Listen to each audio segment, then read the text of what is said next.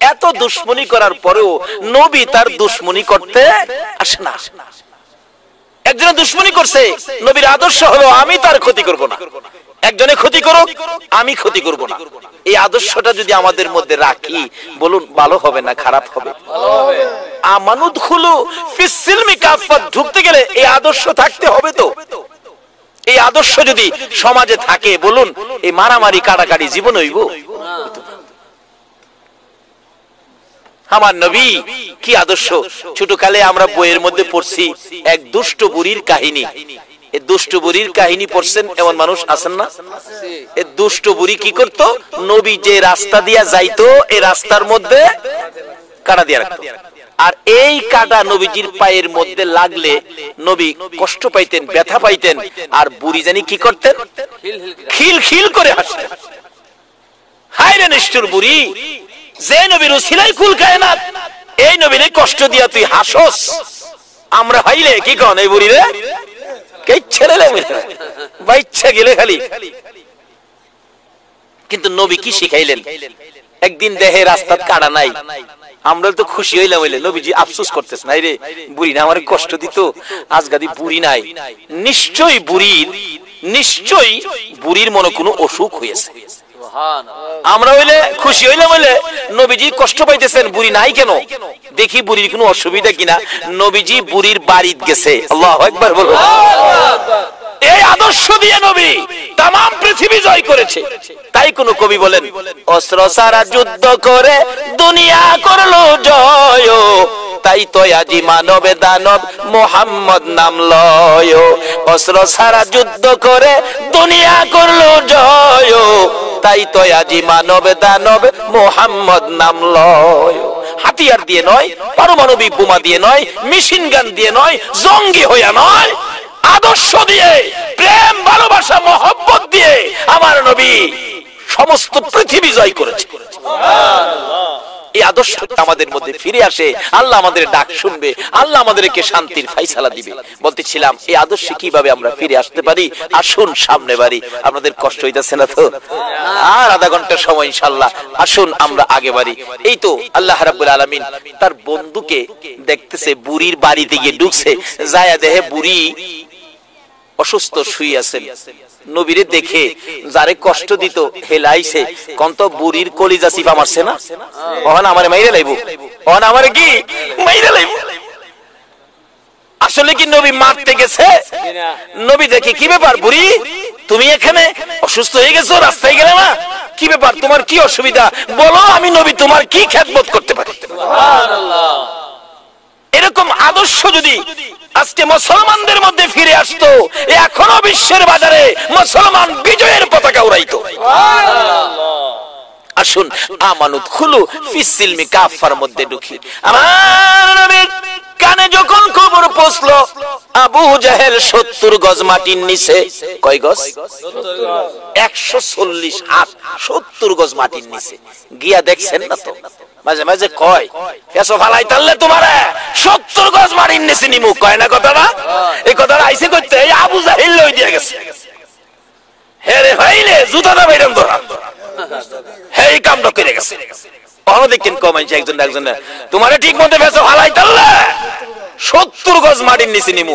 আচ্ছা কোন তো 70 গজ মাটির নিচে তুমি যে হেরে নিবা, তোমারও তো লগে 69 গজ যাওন লাগবো। 69 গজ না গিয়া হেরে 70 গজ নিব কেমনে, এই চিন্তাটা আর করে না। হযরত নূহ আলাইহিস সালাম দোয়া করছেন, আল্লাহ গো সমস্ত পৃথিবী ধ্বংস করে দাও, পানি দিয়ে সব শেষ করে দাও। আল্লাহ গো পানি দিয়ে শেষ করলে তুই থাকবি কই? শিয়ালে বলে দোয়া করে, শিয়ালে রাস্তার দিনের বেলা শিয়াল বাইরিলে কাকে দেখবেন কাকা করে, কাকে শিয়াল দেখলেই কাকে কাকা করে। তখন শিয়ালে দোয়া করে, আল্লাহ গাছের আগাতে পানি যাইতো দেখতাম কাওয়া কইব।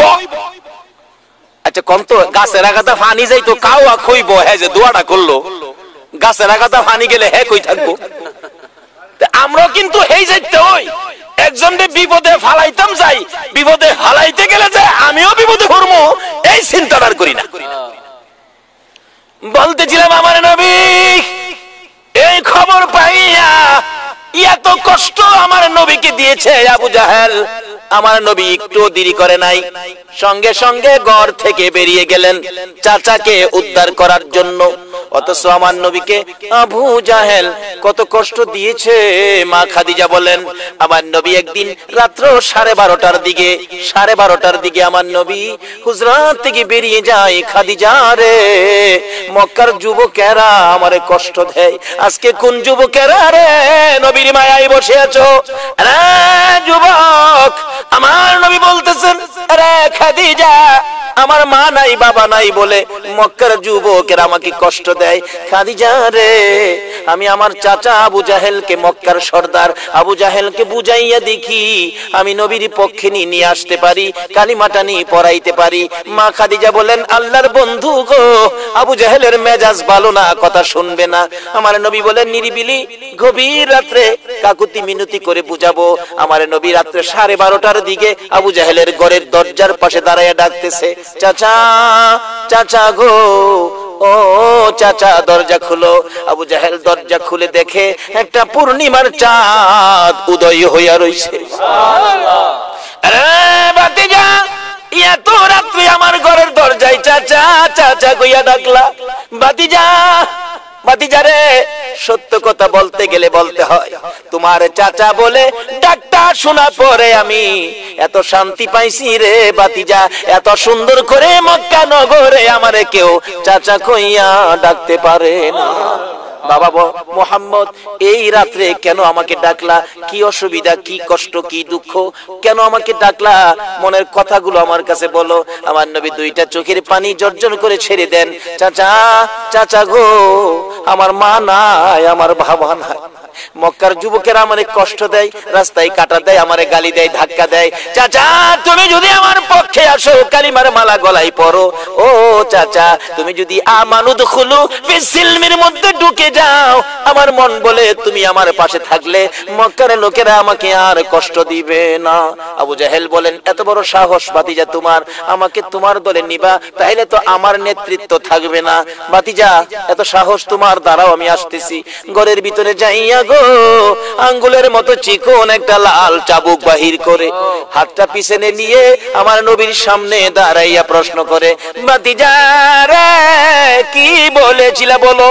আমার নবী দুইটা চোখের পানি জর্জর করে ছেড়ে ছেড়ে কান্দে। চাচা গো, আমার মা নাই, আমার বাবা নাই, মক্কার যুবকেরা আমারে কষ্ট দেয়, কালিমা লইয়া বাহির হলে তুমি যদি কালিমাটা পড়ে আমার সঙ্গী হও, মন বলে তারা আমাকে আর গালি দিবে না, কষ্ট দিবে না। নিষ্ঠুর পাষাণ আবু জাহেল এই কথা বলার সঙ্গে সঙ্গে পিছন থেকে চাবুকটা বাহির করে, যে নবীর চেহারায় জীবনে কোনোদিন মশা মাছি বসে না, যে নবীর চেহারায় জীবনে কোনোদিন খাজলি পাসরা হয় না, বসন্ত হয় না, ওই নবীর নুরানি চেহারায়, পূর্ণিমার চাঁদের মতো চেহারায় আবু জাহেল সাত সাত করে আঘাত শুরু করে দিল। কিতাব লেখে এক একটা আঘাতে নবীর চামড়া ফাইটা রক্ত মোবারক বাহির হতে থাকে। চাপা দিয়ে ধরে নবী কান্দে, চাচা গো, আমার মা নাই গো, বাবা নাই গো, এইভাবে আমারে মাইরো না, তোমার কি মায়া লাগে না? বাম দিকে আঘাত করলে বাম দিকে চাপাইয়া ধরে এইভাবে মারতে মারতে নবীকে মরুভূমির বালুর মধ্যে শোয়াইয়া ফেলেছে। নবী এতিমের মতো দুইটা চোখ বাহির করে কান্দে, চাচা আর কত মারবা গো, আমি উঠতে পারি না। আবু জাহেল বলেন, ভাতিজা বলো, জীবনে কোনোদিন আমার কাছে আসবা কিনা? আমার আল্লাহ বলেন, বন্ধু, যেই কালিমাটা লইয়া আমানুদ খুলু ফিসিলমি কাফার মধ্যে ঢুকাইতে যাইয়া এত মার খাইলা গো বন্ধু, একবারও আমার কাছে বিচার দিলা না। ও বন্ধু, কথা দিলাম যে এই কালিমা লইয়া রক্তে লাল লাল হয়েছে গো বন্ধু, এই কালিমাটা লইয়া যারা যদি তোমার উম্মতেরা যদি আমি আল্লাহর কথা মানে, তোমার কথা মতো চলে, এই কালিমা লইয়া যদি এই জমিনের মধ্যে ভালো রাস্তায় চলে, ভালো পথে চলে যাও, আমি কথা দিলাম এই রক্ত মাখা কালিমাটার বিনিময় আমি আল্লাহ 10টা পৃথিবীর সমান একটা জান্নাত আমি দান করে দিব। এত কষ্ট দিলেন যে আবু জাহেল, এই আবু জাহেল 70 গজ মাটির নিচে আমার নবী খবর পায়া দৌড়ায় আইতাছে, সাসারে উঠাইতো, দরজার কিনারে খাড়াইছে। কি আদর্শ, কি শিক্ষা! ডাকতেছে, সাসা, সাসা গো। নবীজির শব্দ পাইছে 70 গজ মাটির নিচ থেকে।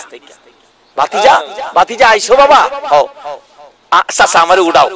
নবী জিগায়, চাচা এই গর্তটা কার লেগে করছো?